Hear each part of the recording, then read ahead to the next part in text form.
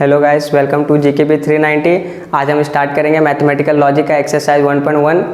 तो इससे पहले मैंने मैथमेटिकल लॉजिक का बेसिक इंट्रोडक्शन वीडियो बना के रखा है, जिसका लिंक आपके डिस्क्रिप्शन बॉक्स में होगा।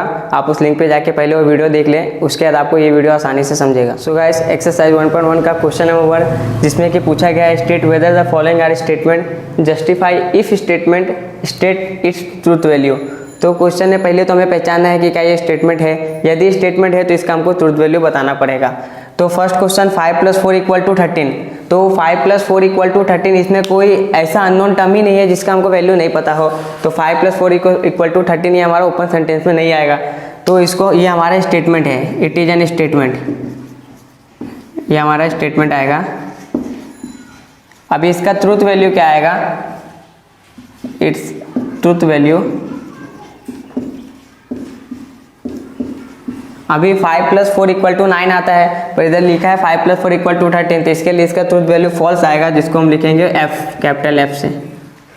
फिर इस क्वेश्चन में x - 3 = 14, x के जगह के मैं 17 डालता हूँ तो ये मेरा आंसर ट्रू होगा, 14 आएगा इसका आंसर। 17 - 3 = 14, बट अनदर देन 17, तो इसका आंसर आएगा कुछ और, तो कुछ और आएगा यानी फॉल्स आएगा। तो इसका दोनों आंसर आ सकता है, या तो ट्रू आएगा या तो फॉल्स आएगा। वो हमारे क्वेश्चन पे डिपेंड करता है कि हम x के वैल्यू में क्या लेंगे। तो इसके कारण ये हमारा स्टेटमेंट में कंसीडर नहीं होगा। तो इसको हम लिखेंगे it is not an statement, it is not an statement.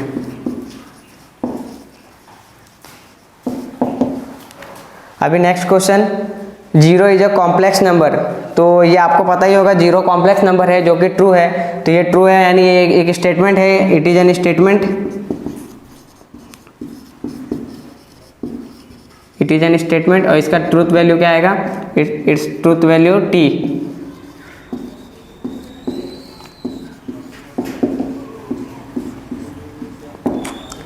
Next question, तो question number 4, do you like mathematics.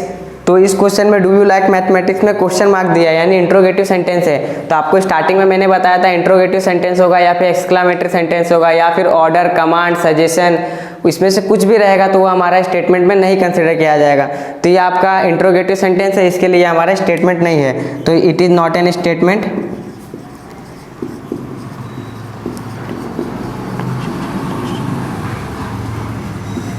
So guys, question number 2, जिसमें कि पूछा गया है right the following compound statement symbolically, यानी इसका हमको सिंबॉलिक फॉर्म लिखना है। तो सिंबॉलिक फॉर्म लिखने के लिए पहले तो हमें क्वेश्चन पढ़ना पड़ेगा। क्वेश्चन दिया है कंपाउंड स्टेटमेंट है, यानी 2 स्टेटमेंट इसमें जुड़े होंगे।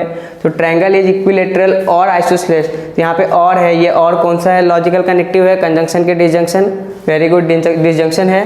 तो इसके लिए हमको इसको कैसे लिखेंगे? पहले तो हमें लिखना पड़ेगा P क्या है, क्योंकि हम स्टेटमेंट को स्मॉल अल्फ़ाबेट से डिनोट करते हैं, PQRS से। सो P हमारा क्या है? Triangle is equilateral. तो हम P में लिखेंगे ट्रायंगल इज इक्विलेटरल।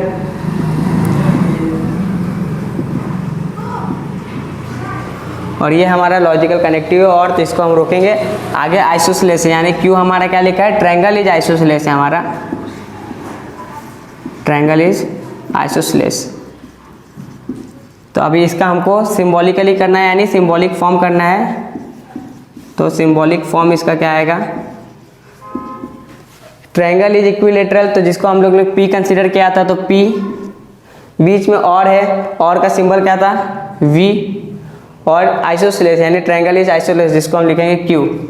तो ये हमारा सिंबॉलिक फॉर्म हुआ। इसी next question, angle is neither acute nor obtuse.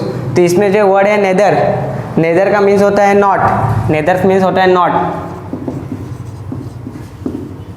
Negation. Nor, nor combination है, नॉर मतलब नेगेशन एंड, नेगेशन एंड का कॉम्बिनेशन को नॉर बोलते हैं। तो इसमें इसको हम लिखेंगे P = एंगल इज एक्यूट, क्योंकि नेदर तो नेगेशन फॉर्म है, तो हम इसमें आगे पुट करेंगे Q, angle is obtuse.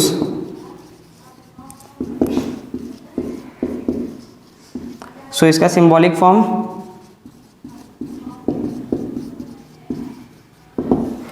Angle is acute, और इधर लिख के दिया angle is neither acute, neither मतलब नेगेशन, यानी नेगेशन P,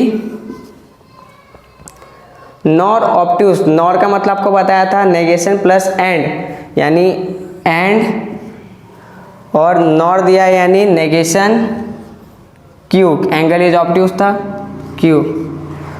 तो गाइस ये कुछ टफ क्वेश्चन थे सेकंड क्वेश्चन में, तो वो हम लोग ने सॉल्व किया। बाकी आपको जो भी क्वेश्चन में डाउट है आप हमें कमेंट बॉक्स में पूछ सकते हैं, हम आपको उसका आंसर जरूर देंगे। अभी नेक्स्ट क्वेश्चन नंबर 3 सॉल्व करते हैं। So guys next question number 3 जिसमें कि पूछा है right truth value of the following. तो इसका ट्रूथ वैल्यू हमें बनाना है। तो ट्रूथ वैल्यू बनाने के लिए फिर से हमें यहाँ पे दिख रहा है कंपाउंड स्टेटमेंट है, दो सिंपल स्टेटमेंट को जोड़ा गया है और से, उसमें इफ देन से। तो इसको फिर से हम जैसे लास्ट क्वेश्चन में मैंने किया था उसी तरीके से इस क्वेश्चन को भी करना है। पी लेट करना है, पी है 4 इज ऑड और क्यू है 1 इज प्राइम। इसका सिंबॉलिक फॉर्म क्या आएगा?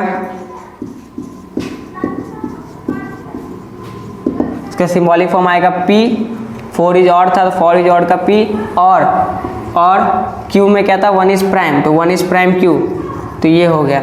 अभी यहाँ तक क्वेश्चन आया सिंबॉलिक फॉर्म, तो हम यहाँ तक सॉल्व करेंगे। पर इसमें पूछा है ट्रूथ वैल्यू बताइए, तो यहाँ पे हमको P का वैल्यू डालना पड़ेगा और Q का ट्रूथ वैल्यू डालना पड़ेगा। तो यहाँ पे हम लिखेंगे truth value of P equal to, P का ट्रूथ वैल्यू क्या है? 4 इज ऑड नंबर, तो आपको पता है 4 इज इवन नंबर होता है, तो इसका ट्रूथ वैल्यू फॉल्स आएगा, तो यानी हम F लिखेंगे। Next truth value of Q का truth value 1 is prime number, तो 1 प्राइम नंबर है क्या? 1 तो प्राइम नंबर है नहीं, फर्स्ट प्राइम नंबर 3 से स्टार्ट होता है, तो 1 प्राइम नंबर नहीं है, इसके लिए ये भी स्टेटमेंट हमारा फॉल्स है। तो जब इसको हम सॉल्व करेंगे P एंड Q, तो P के जगह पे F पुट करेंगे बीच में और Q के जगह पे भी F पुट करेंगे। और का रूल आपको फर्स्ट वीडियो में बताया था, और में एक भी T तो आंसर T, तो इसमें T है नहीं, तो इसका आंसर आएगा F। तो therefore its truth value is F। Next question number 2, if 3 × 5 = 8 then 3 + 5 = 15। ये इफ देन का क्वेश्चन है, यानी कंडीशनल क्वेश्चन है। सो इसको हम कैसे लिखेंगे? P में लिखेंगे 3 × 5 = 8, Q को लिखेंगे 3 + 5 = 15। इसका सिंबॉलिक फॉर्म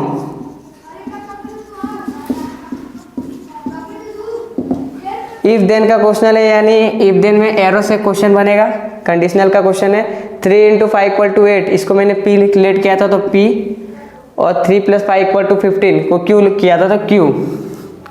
अभी इसका ट्रूथ वैल्यू हमें फाइंड करना है, तो ट्रूथ वैल्यू ऑफ P 3 × 5 = 8, 3 × 5 = 15 आना चाहिए था, पर 3 × 5 = 8 दिया है, इसलिए ये फॉल्स है। उसके बाद ट्रूथ वैल्यू ऑफ Q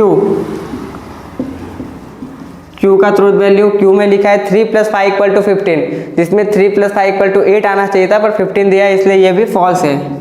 तो ये P और Q का वैल्यू हम यहाँ पे पुट करेंगे, तो P F implies to Q के जगह पे भी F।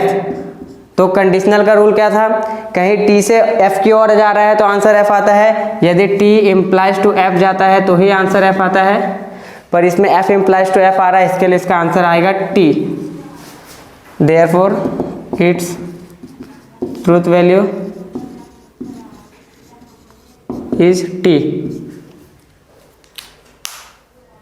So guys next question number 4, जिसमें कि पूछा गया है if the statement P and Q are true and R and S are false statement then determine the truth value of the following। तो इसने हमें क्या बोल दिया है कि P और जो Q है ये दोनों ट्रू है, मेरा T है, और बाकी R और जो S है ये हमारा फॉल्स स्टेटमेंट है।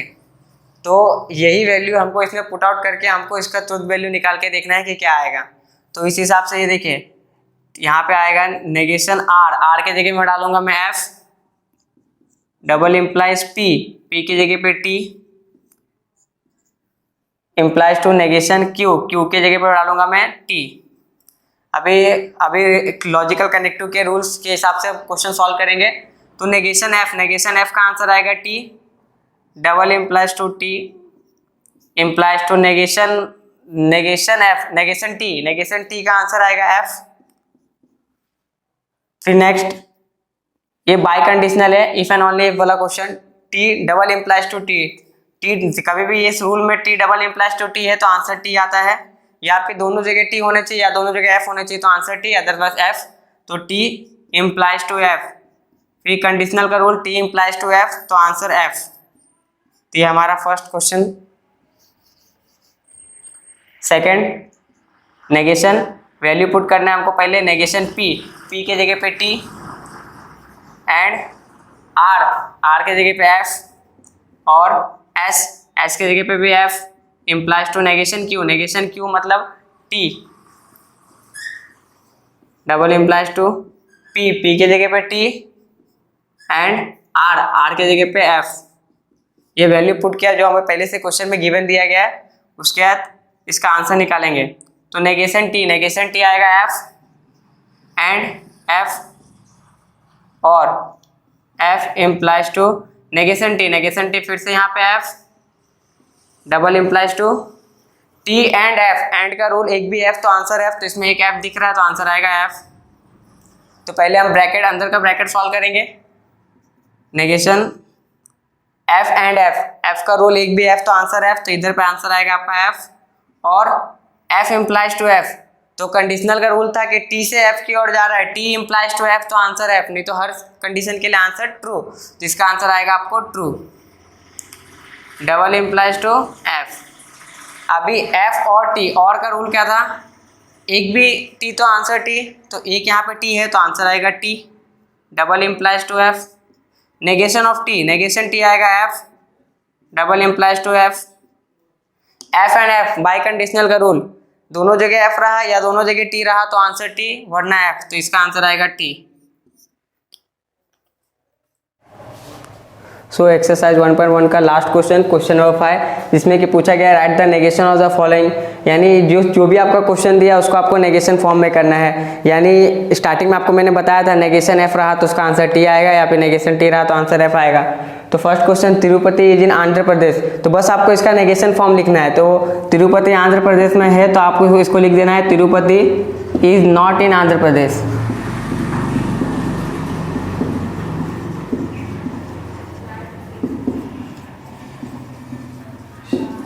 ये next question, root 2 is a rational number, तो इसका आपको नेगेशन फॉर्म लिखना है। तो आप इसको ऐसा भी लिख सकते हैं, root 2 is a irrational number, irrational का अपोजिट हो जाएगा इरेशनल नंबर, या फिर आप इसको ऐसा भी लिख सकते हैं, root 2 is not a rational number, यानी आप दोनों में से कुछ भी लिख सकते हैं तो आपका आंसर राइट होगा।